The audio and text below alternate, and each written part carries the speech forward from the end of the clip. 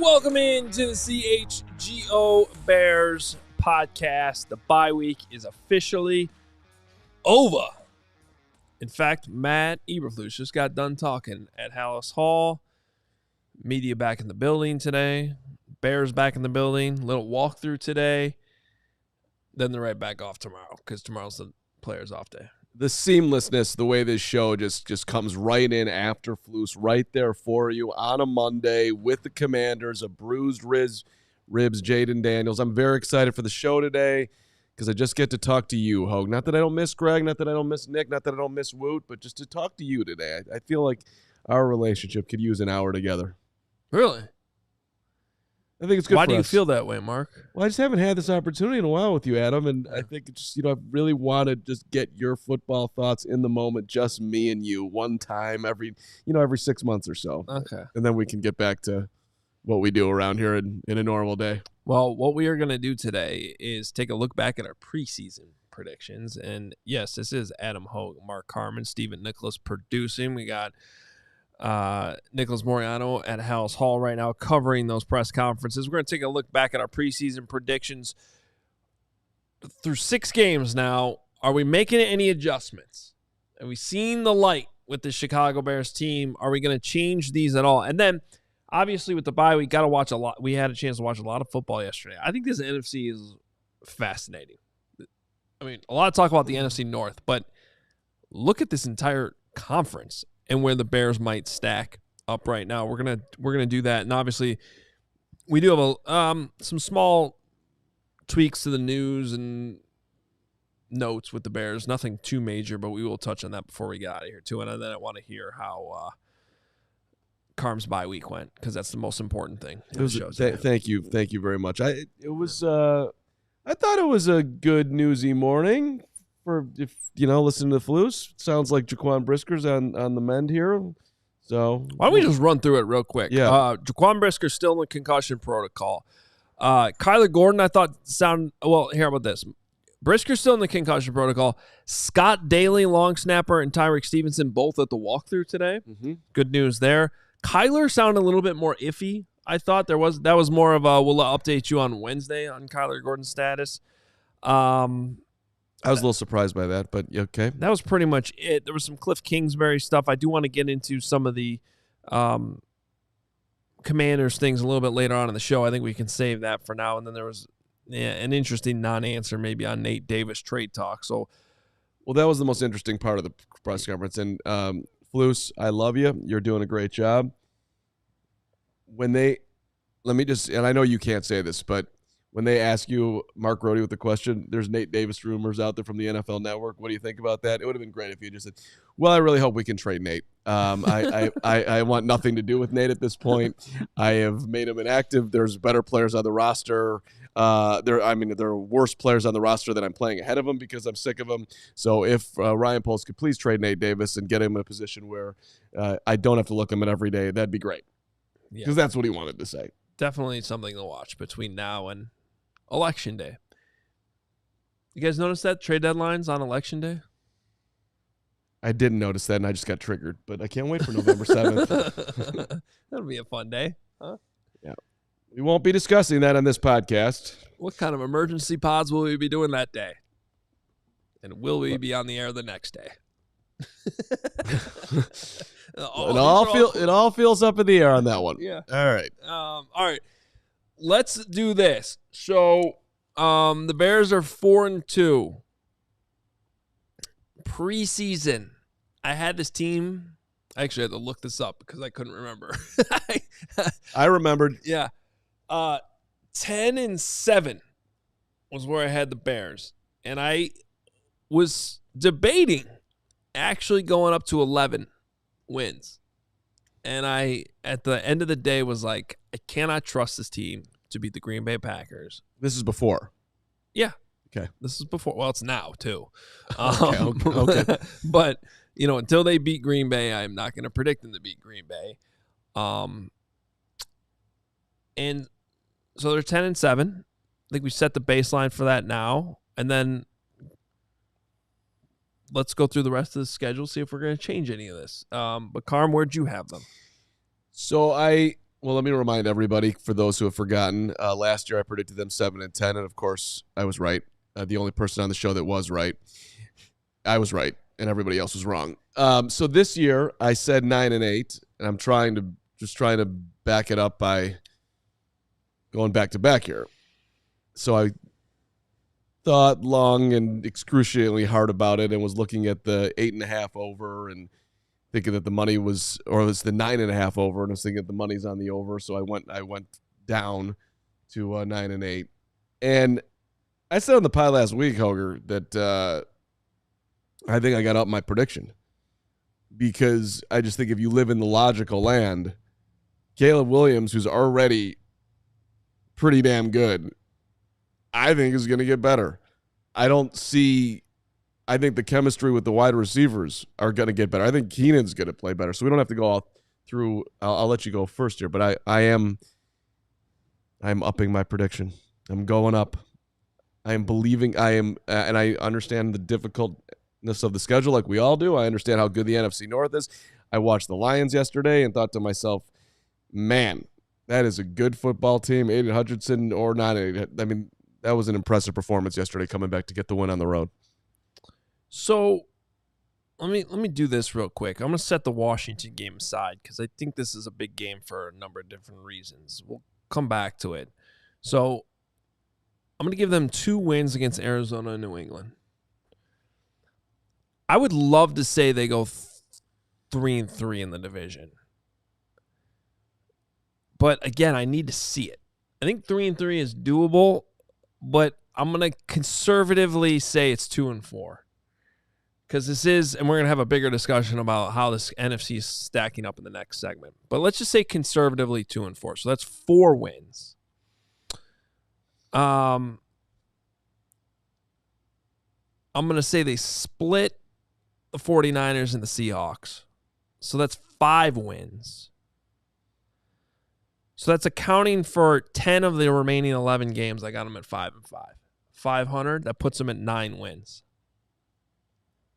Am I doing that math all correctly? I think so. Yeah?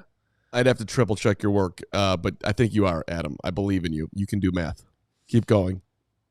1, 2, 3, 4, 5. You've got them. You got them. Yeah. Washington, Arizona, New England. You've got them winning 2 times, right? Is that right? Yeah. No, so that's 5-5. Now here's what I'm going to do though with that. I do think that there's a surprise win in there, whether it's over at Green Bay, whether it's they're able to go 3-3 in the division, or they go into San Francisco and win. Okay. So let's say over those 10 games, I'm actually going to go 6-4. I think that's very doable for a team that's improving here. Mm-hmm. Which brings us back to this Commanders game, which I told you I was setting aside. Because when I started this season, when we did our record predictions, I told you I was on the fence. I think it's 10 or 11. It's 10 or 11. One of the two. And I'm still kind of sitting here being like, well, whether you want to look at it like beating the Packers is one of, the thing that flips that one way or the other. I think you could also look at it as this week against Washington, a team that I think they can and probably should beat. Because I think they have a much better defense. I think they have a much better defense than Washington does. And I think that should be the difference in this game. And that would be the game that puts them up to 11 wins.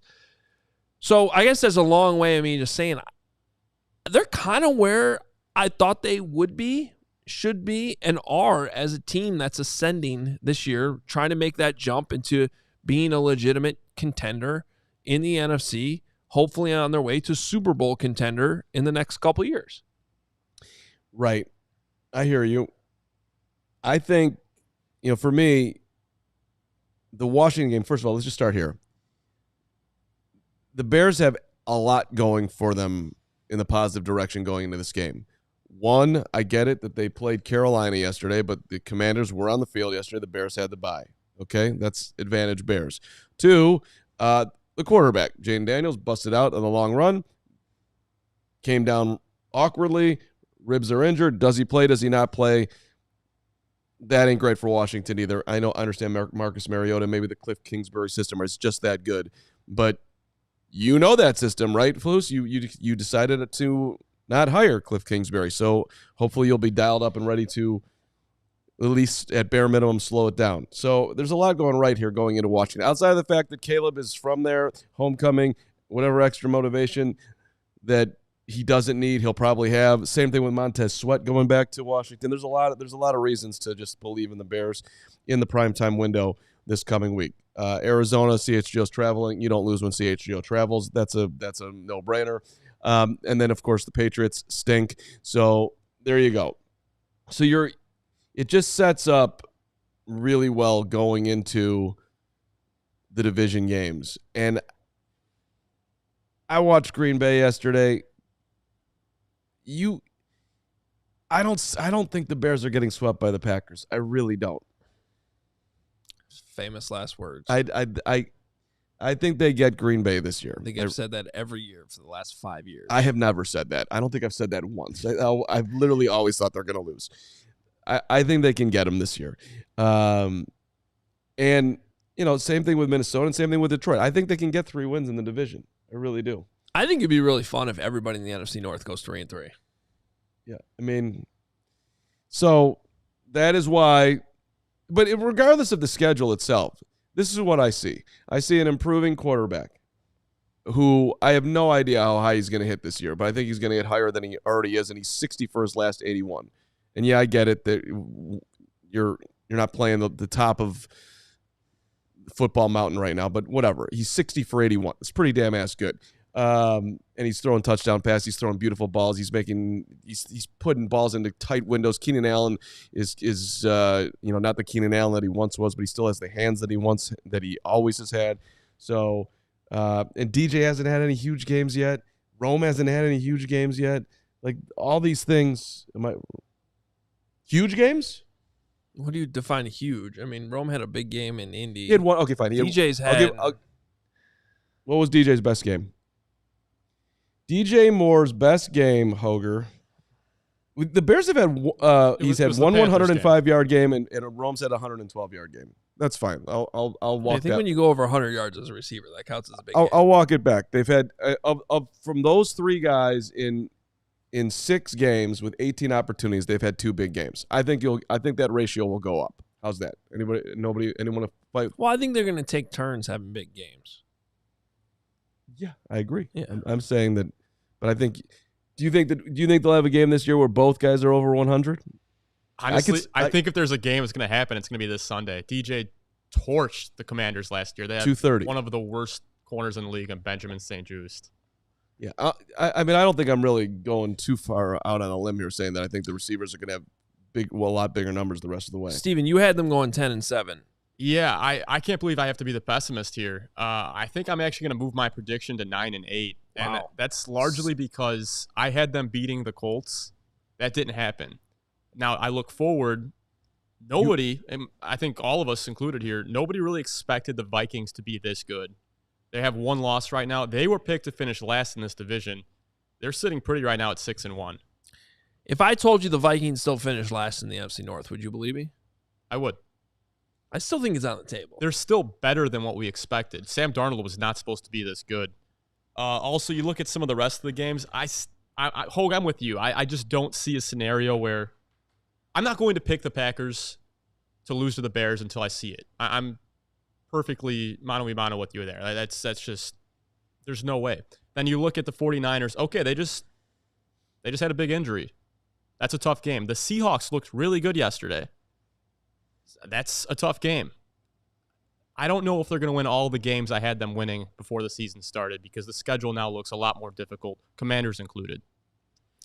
It does. Steven. I mean, Yep. No one wants to be like, rain on the parade here. But the reality is the teams the Bears have beat have 6 total wins. Correct. There is not a team the Bears have beaten that is even sniffing 500, which is you certainly can make that point.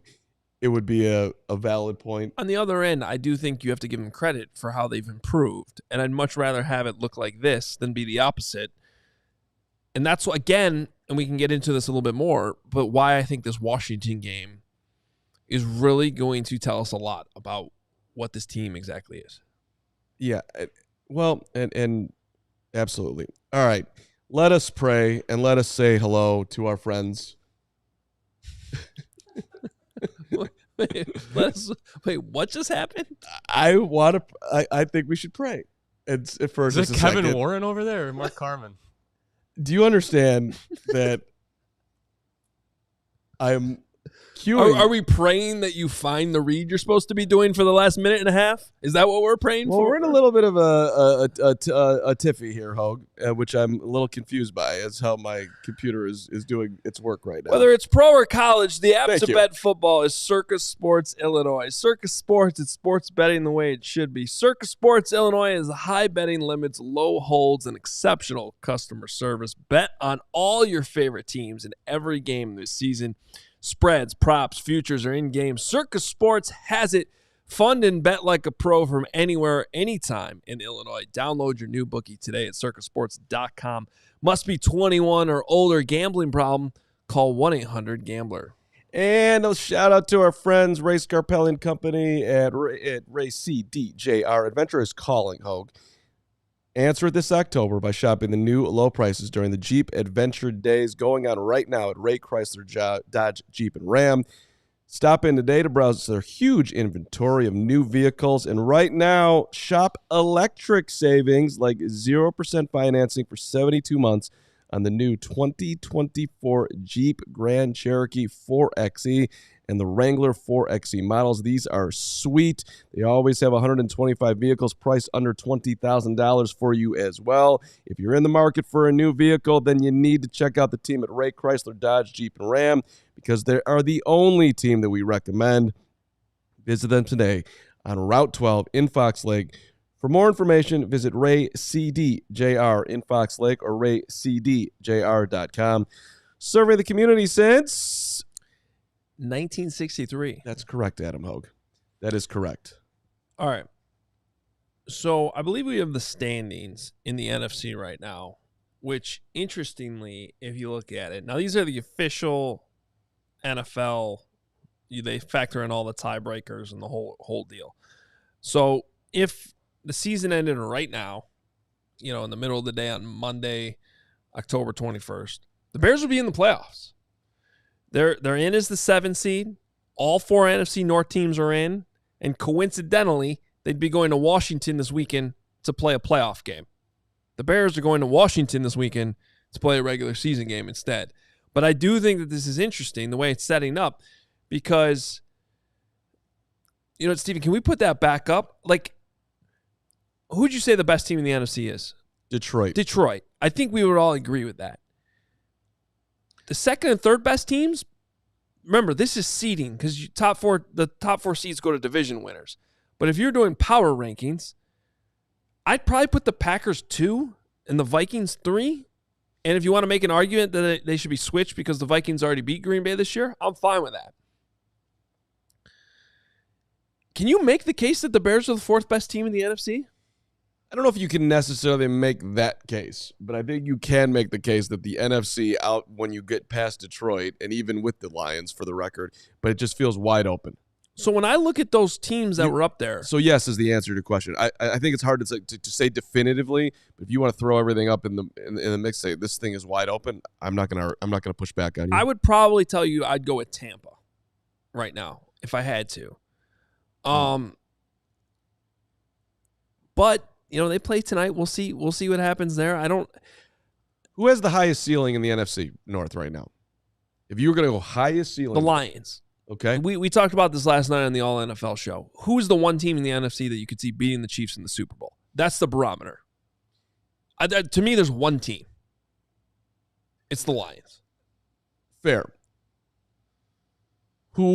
It's not the 49ers. We saw that play out yesterday. Well, I'm trying to make the creative argument, which is a little bit tough to do. But let's just say this. Let's just say, for name's sake, that Caleb makes the same amount of improvement that he's made from week 1, where he threw for under 100 yards and didn't look like let's say it how it was. Looked like Justin Fields, and to where he is now. Let's say he makes that same level of improvement and can do what he's doing against the Jaguars, against Detroit, against Green Bay, against Minnesota. How good are the Bears? The Bears are the 5 seed going in the playoffs then. It's a quarterback league, and if he makes that type of jump and is that consistent, they will be the 5 seed. With a very fighting chance to have a deep run. Well, honestly, and sorry, Steven, let's show it again. I mean, I know this is basically a hypothetical because it's October 21st, but you look at the way this is setting up. If all 4 teams from the NFC North made it in, are the Vikings favored over Seattle? Even on the road? Probably. I think the Packers are favored in Tampa. And what is the line right now on the Bears Washington? 1.5. Is that confirmed? Because last night it was off the board because of what's going on with Jaden Daniels, which we need to talk about here in a little bit too. I heard 1.5 this morning, but I can double check it. The point is, there's a world in which the divisional round is an all NFC North divisional round there. And we're probably getting a little ahead of ourselves. I guess the overall point I'm trying to make here is, despite the fact of what we talked about in the last segment, that I'm not really coming above or increasing my win total from the beginning of the year.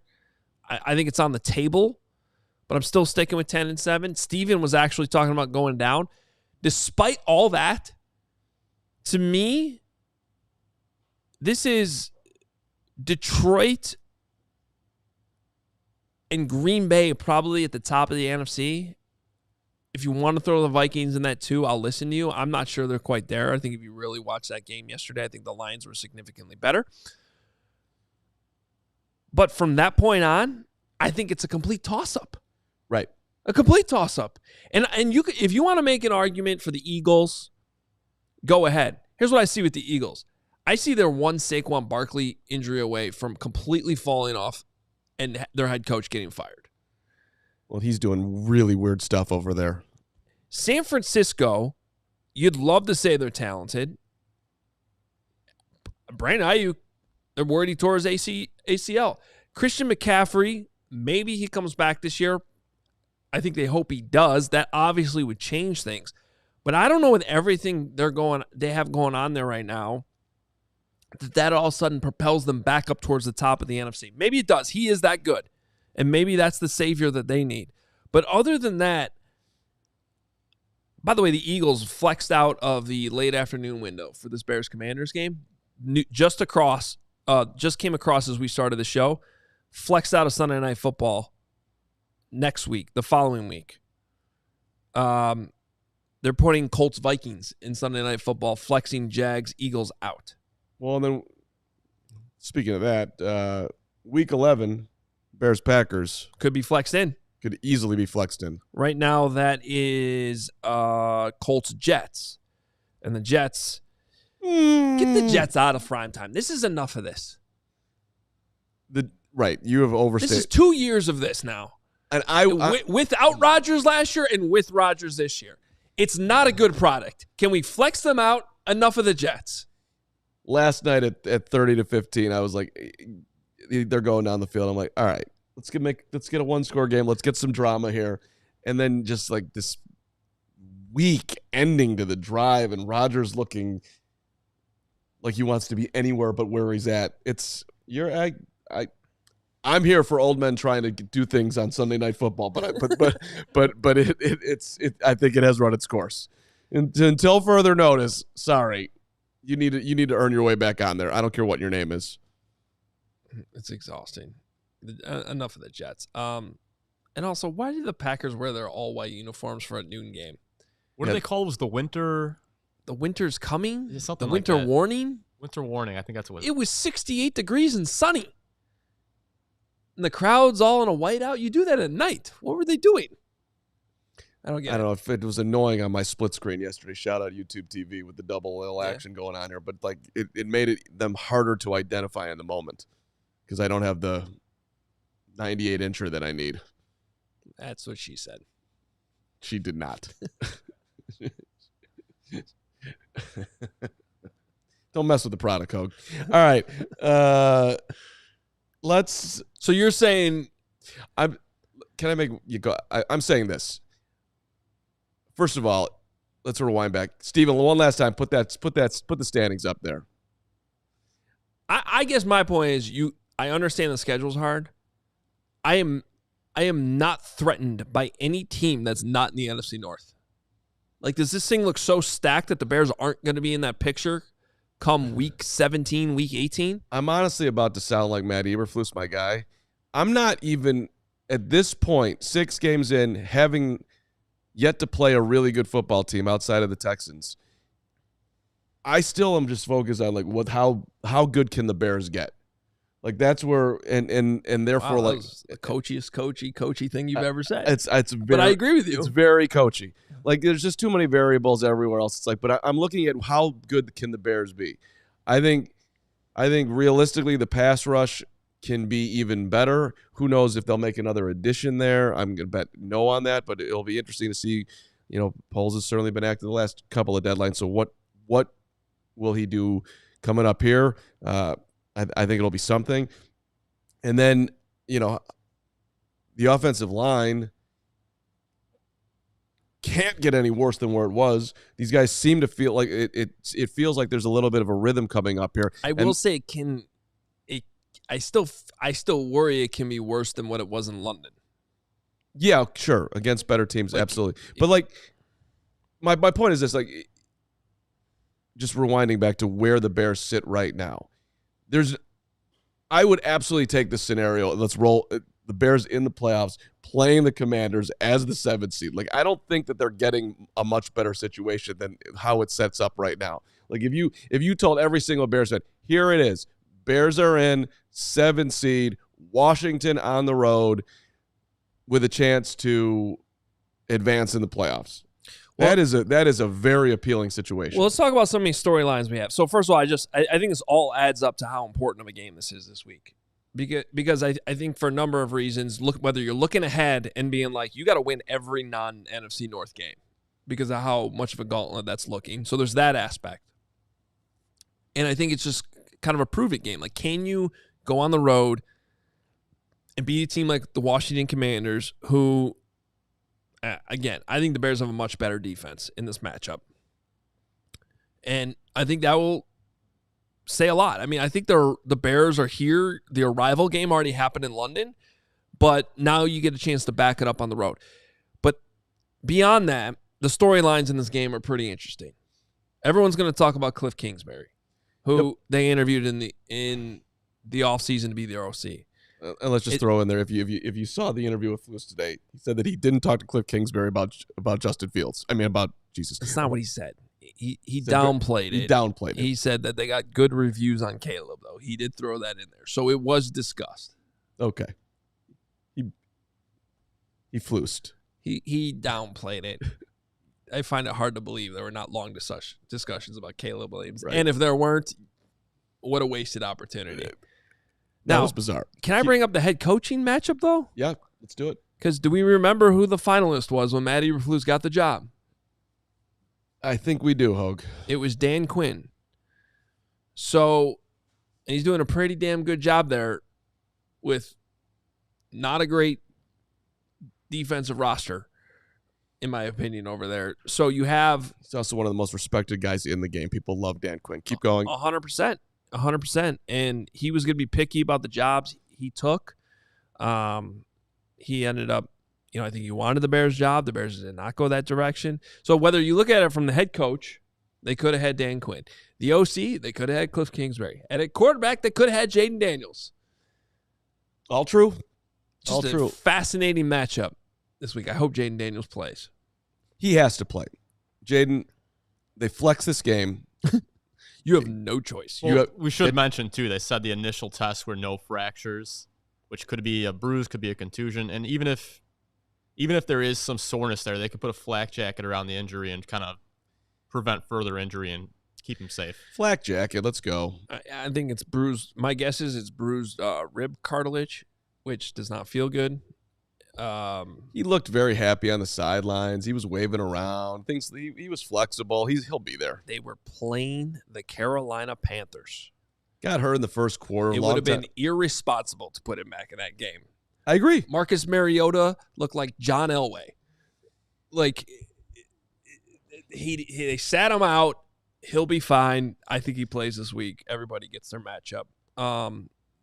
So get excited. I'm excited. All right.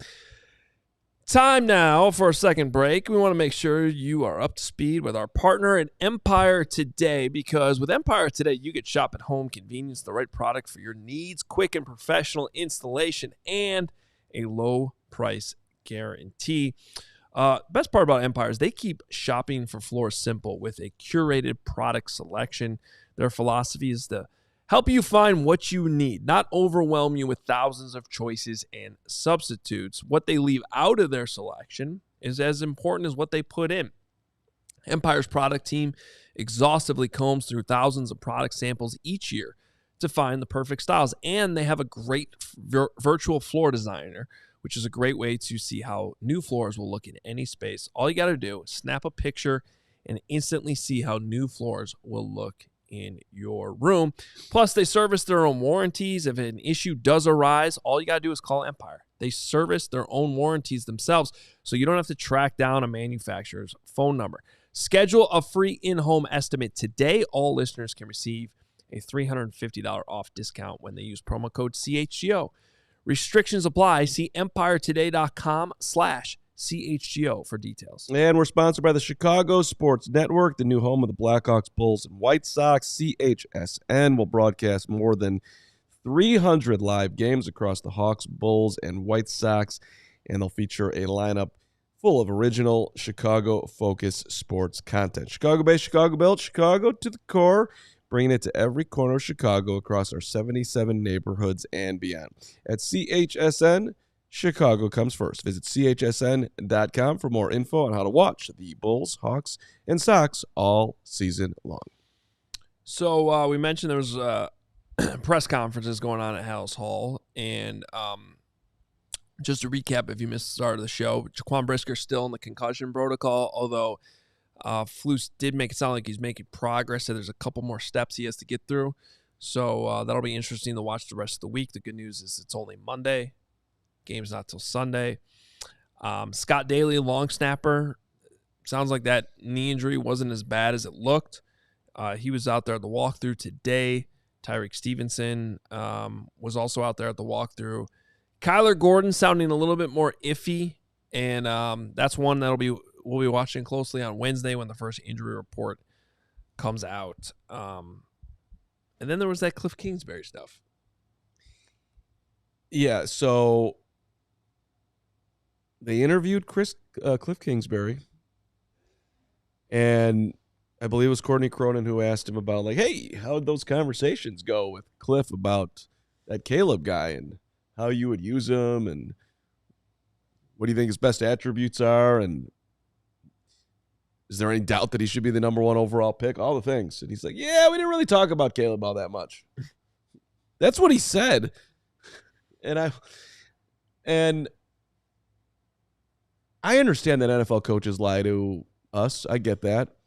And I've always sort of just enjoyed the ones that don't, a la Mike Tomlin. But I'm like, I didn't know what to make of that one. I'm like, is he telling the truth?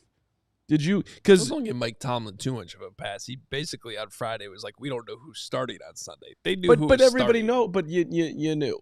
Yeah, but we know that they That's talked to Cliff Kingsbury about Caleb. That's fine. Fair point. In that point, he did lie. But he also will tell you like the most blunt truths ever. Yeah. That guy, which you rarely get that from the Bears head coach, which is fine. He's give him credit. The guy is down a 3-game win streak. The Bears are in a great position. Shout out Flus.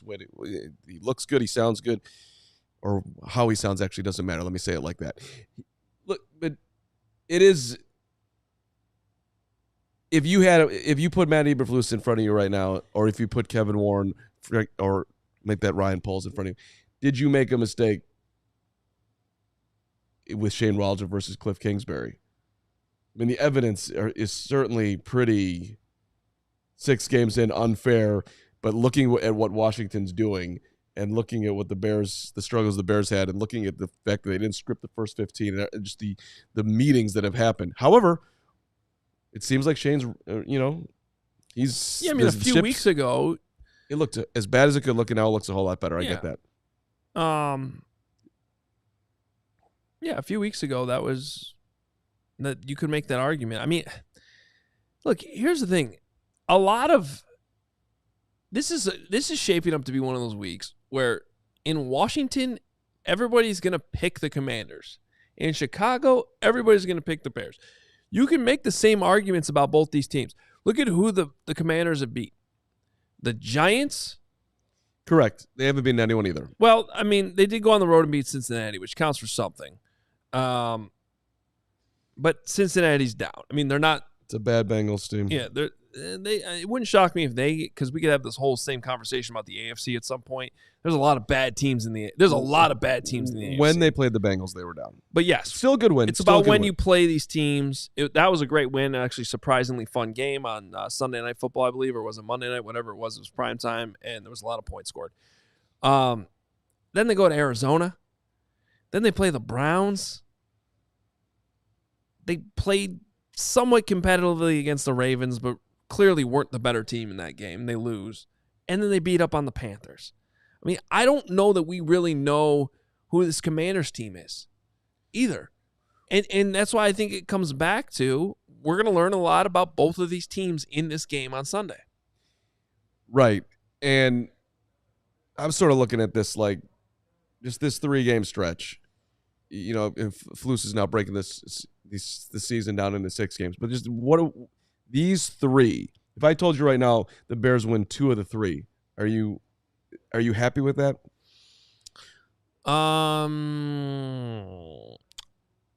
So they're gonna. If the loss is a competitive game on Sunday to Washington. So you can't lose to the Pats at home. And the way the Cardinals are looking, we'll see them tonight too. And it's going to be a pro Bears crowd in Arizona next week. And our guy Johnny Venerable from PHNX did the All NFL show last night with me, and he's like, you can't get tickets right now for that game. Like, the ticket prices are insane. It's going to be a huge Bears crowd. So it's like London. That's another home game for the Bears. Yeah. They should. I don't think it's that bold to say that they should go 3-0 these next 3 weeks. Well, let me tell you, if they go 3-0 and they're sitting at 7-2, 6-game win streak too. A 6-game win streak heading into the division. This city will be nobody will be taking any chips off the table at that point. What's wrong? They play the Packers on Sunday Night Football, right, and lose and score 3 points and everybody. Right, Greg cries on the show. But that's the thing, dude. That's where I think we all need to settle into the fact that this is not that Bears team. Like, I keep on falling back on. Well, if they have the quarterback, right. By the way, shout out to you, Nathan. Saw the comment there. It was awesome seeing you in London too. And thanks. I was speaking on behalf of. You're late, Carm, as usual. You didn't see it. It's okay. Just keep moving. It was on the screen. It was on the screen for 3.5 minutes.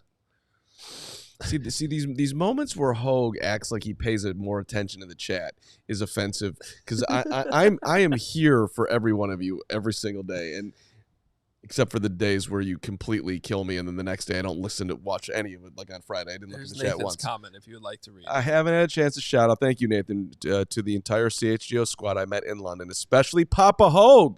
What an amazing job by all. Thank you, Nathan Brown. We had a great time. I almost wore my London shirt today, but I decided to. Yeah. You know, in all seriousness, not to pivot off of what we were just talking about seriously for a while. That was a good run we had. Yeah, spent a lot of the bye week just thinking back on London, didn't you? I think we all did. It was such a fun time, and all the people we saw. My dad actually wanted me to share this funny story. So we were in the gate, basically ready to board our flight home. Okay. Still in London at Heathrow. And he had his Hogan Johns hat on. Yeah. And some guy stopped him and was like, you know, if you want to get that autographed, like, there it is. Guy over there. And he's like, thanks. It's actually my son. I almost stopped him and said, you know, if you're going to come on the CHGO Bears trip, don't what's this other competing podcast? I don't care if your son's on it. Get a CHGO hat. What kind of commitment is that? I don't have a CHGO hat. What kind of commitment is that? Do you have one? No, but I don't have a Hoge and Johns one. I if I am going to get a podcast of the two, I would get a CHGO one because I'm on that show. Well, Johns is offended by that. Dick Duran. No, in fact, maybe I should buy some Hoge and Johns gear just to support the crew. Listen, I had a great time in London, but my eyes are forward at this point. I'm not thinking about that. I'm thinking about our trip to Arizona coming up here. Do you think they can go 3-0 next 3? I like the comment. I don't know who. No, I don't. But I think. Do I think they could? Yes. Someone said that they need to go 3-0 if they want to make the playoffs. I don't know. See, I don't agree with that. I don't either, because like what we were just talking about, the way this is shaping up, they can't go 1-2. 1-2 is a problem. If you win 2 out of 3, listen, if you're worth your salt, if you're going to be a playoff team, you should be able to split in the division. Well, let me bring this up real quick. It's the remaining strength of schedule in the NFL. The Bears have the most difficult schedule remaining. Now, that's kind of why I think the Bears do need to go 3-0. I don't know if they will, but yeah, just look at those numbers. Now, it does help that these numbers are elevated because the teams in the NFC North haven't played each other very much yet. So Green Bay, Detroit, Minnesota at the bottom of the list there. They're all also in this top 13 of most difficult schedule remaining. But for me, yeah, going 3-0 would put the Bears in a really good spot where you just have to be about 500 moving forward to make the playoffs. I mean, the San Francisco 49ers are on the easiest opponent. Yeah, the Seahawks are in toughest. And Washington's this is not right. It scares me though that Minnesota's at the bottom. Yeah, and one of their quote-unquote toughest opponents is the Colts, who I don't consider to be good. Yeah, Minnesota's yet to play the Titans. They've yet to play the Jaguars. They've yet to play the Rams. They've yet to play the Cardinals. It's going to be hard to climb past them. Period. End of story. Mm-hmm. Green Bay is yet to play the Saints, the Jags, the Dolphins. They still have the Niners listed there. They put the Bears as tougher opponents than San Francisco. To your point, Hoge, you San Francisco not buying Hoge, You're a San Francisco not buying Hoge. I'm a Hoge not buying San Francisco. You're a Hoge. I think is the way you want to say that. You don't respect the team that consistently plays in the NFC Championship game. You don't think they're going to find their footing. That's a bold take by you, Hoger. Well, would you rather have Brock Purdy or Caleb Williams as your quarterback? Okay. Yeah. You just had like a physical reaction. Yes, because to this point of their careers, Brock Purdy was an MVP candidate last year. Don't be hating on Brock Purdy. Sure, of course I'm taking Caleb over Brock Purdy. That's a no-brainer.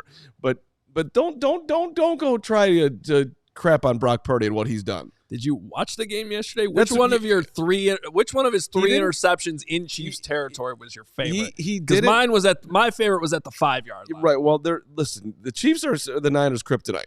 Kyle Shanahan. They're the Chiefs.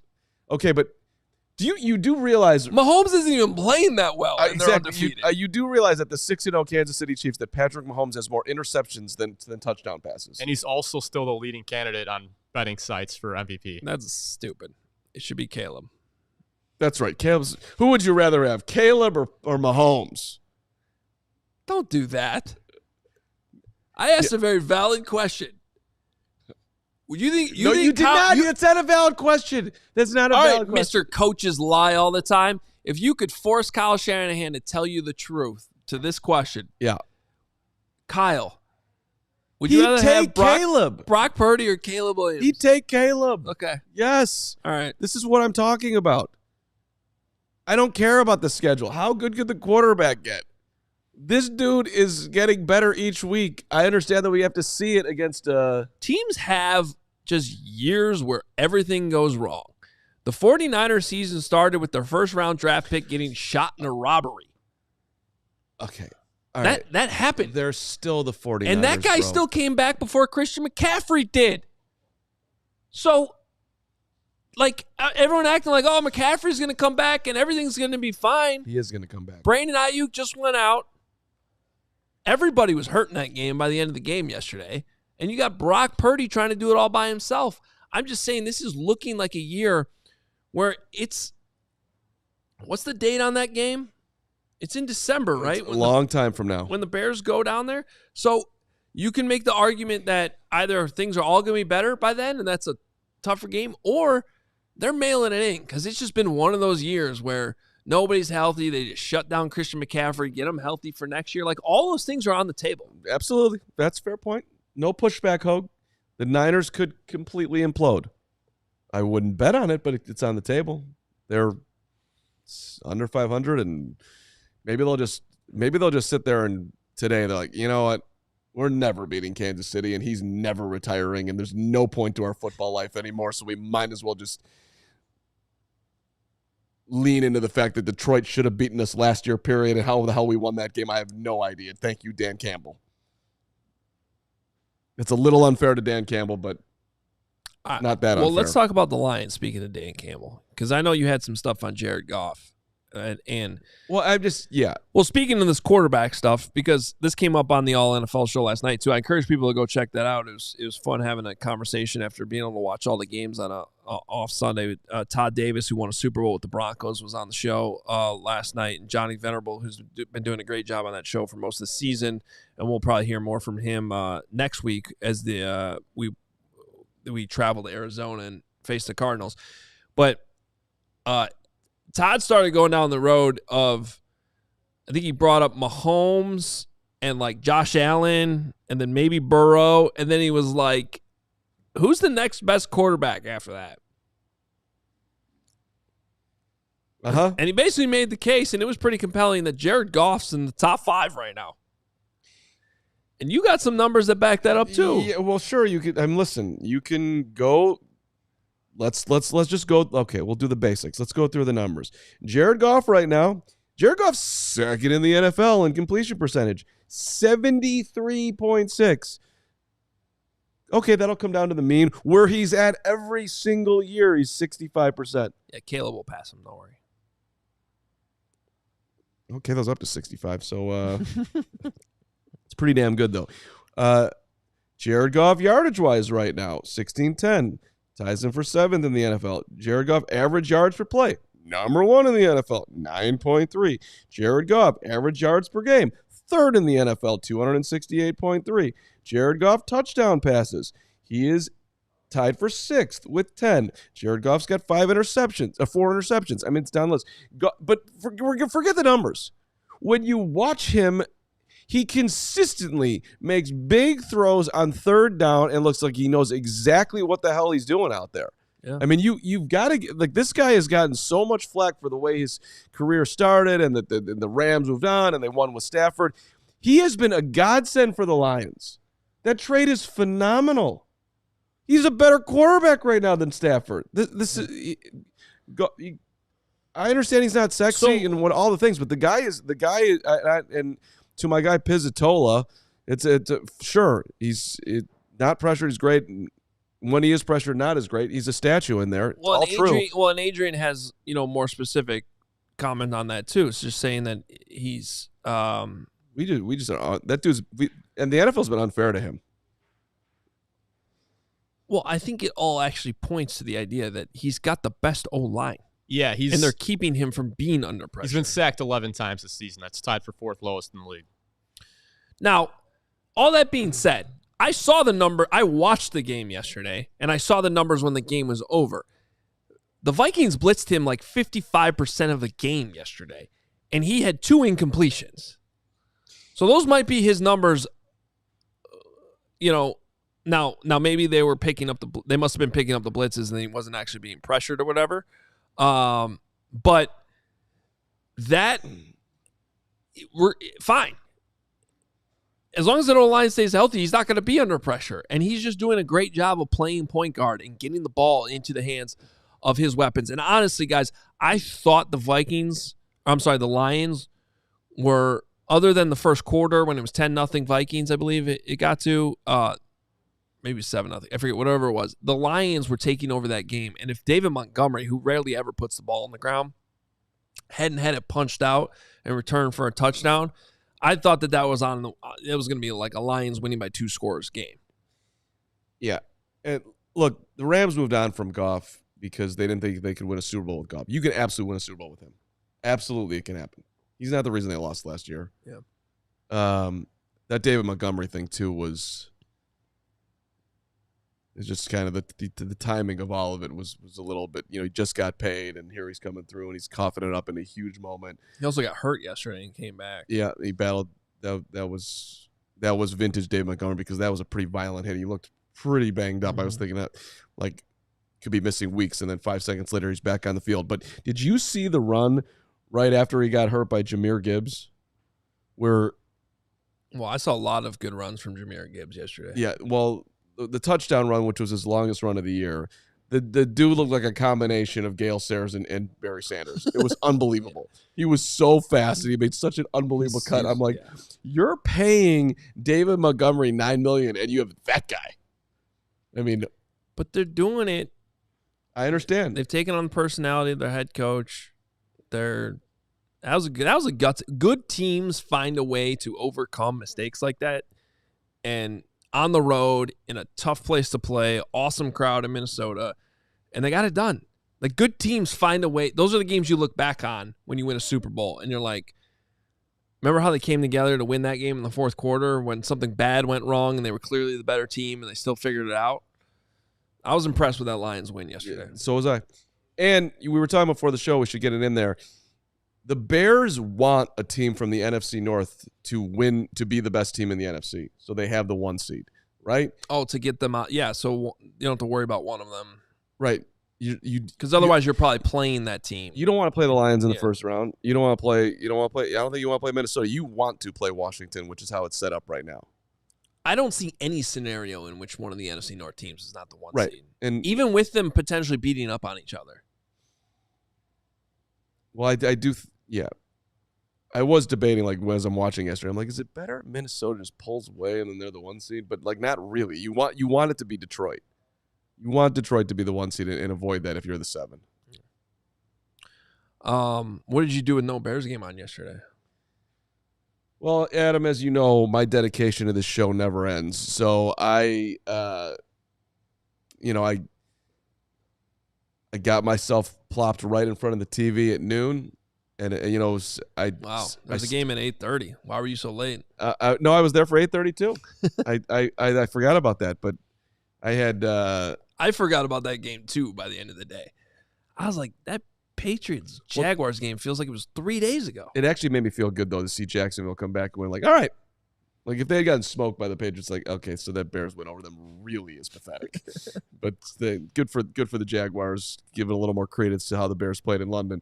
By the way, really quickly, Gerard Mayo called the Patriots soft, and then Bill Belichick went on Pat McAfee's show this morning and was like, yeah, that defense, same defense I coached last year. Those players aren't soft.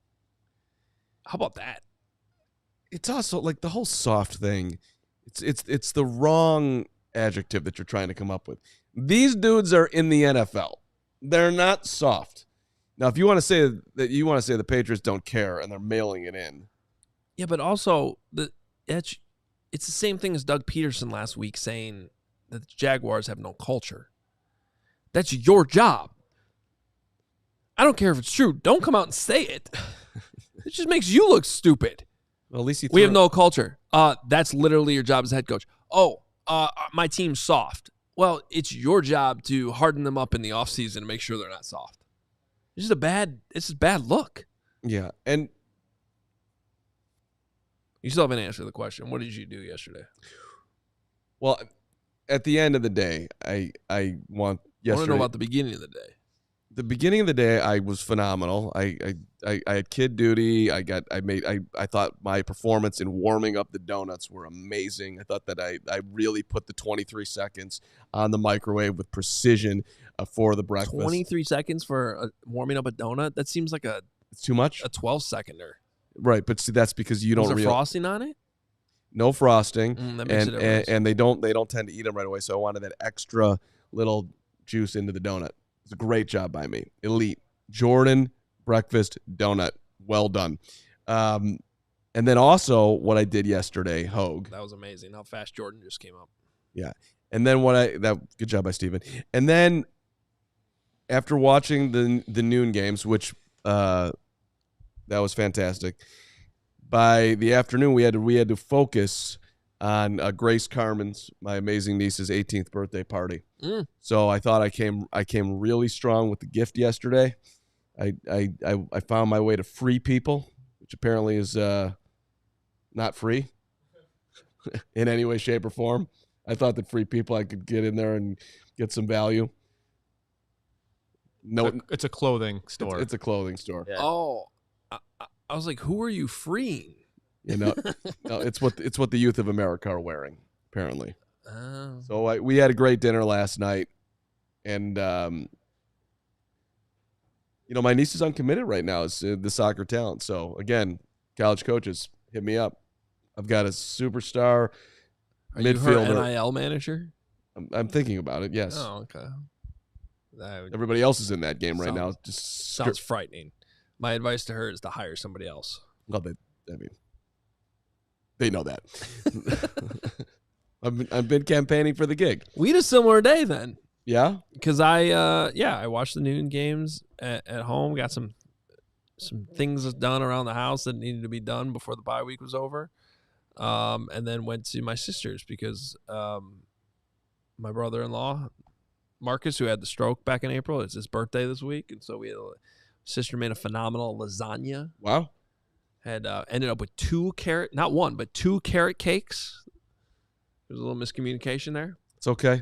But he knew what was up. He chose my carrot cake over the other carrot cake. Big moment for me. Did you make your carrot cake? No, I didn't make my carrot cake. I went to Mariano's and I bought the coolest carrot cake I could. The other one wasn't homemade either. Both were store-bought. What was the other store? I don't know. Probably also Mariano's.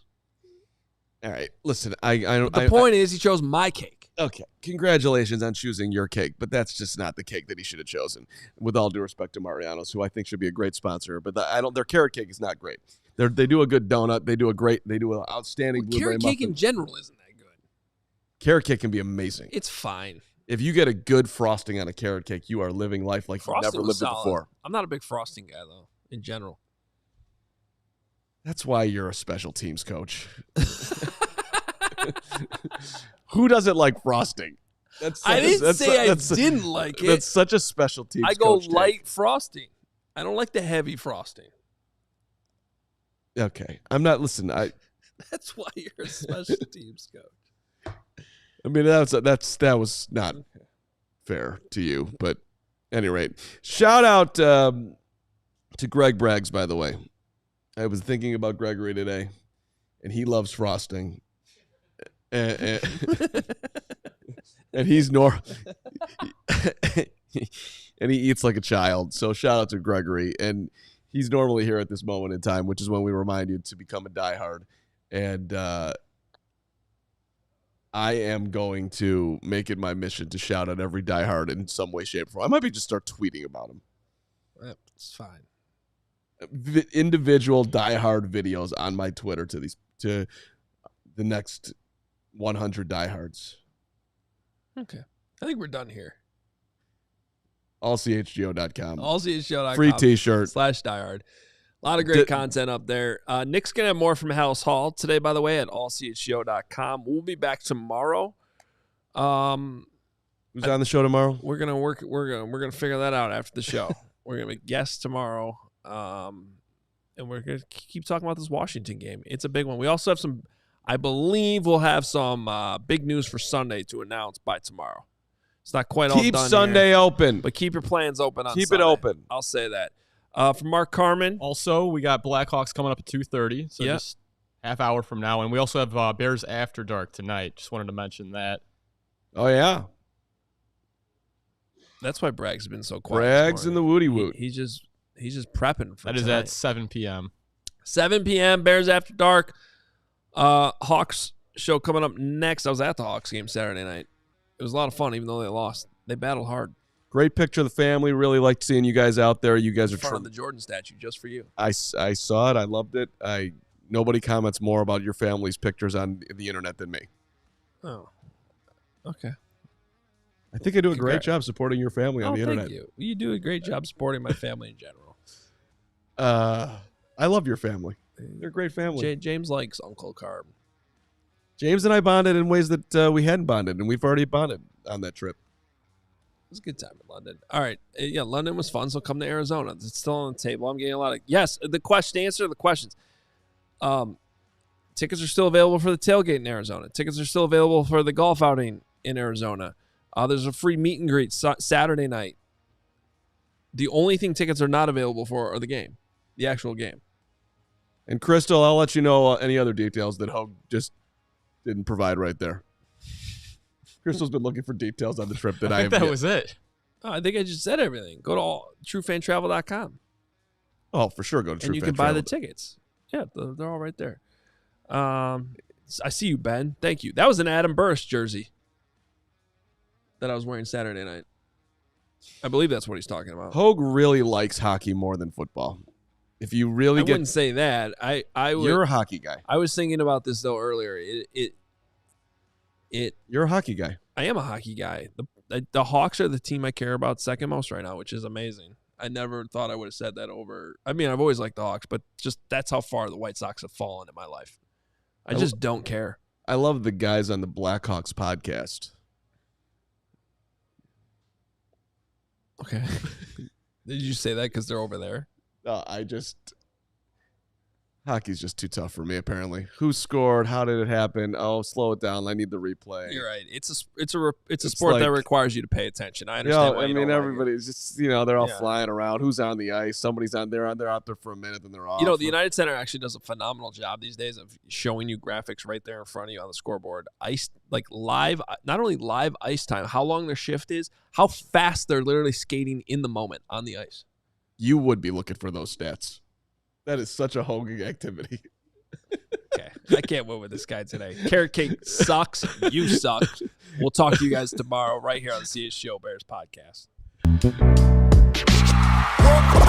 We all silly like the mayor.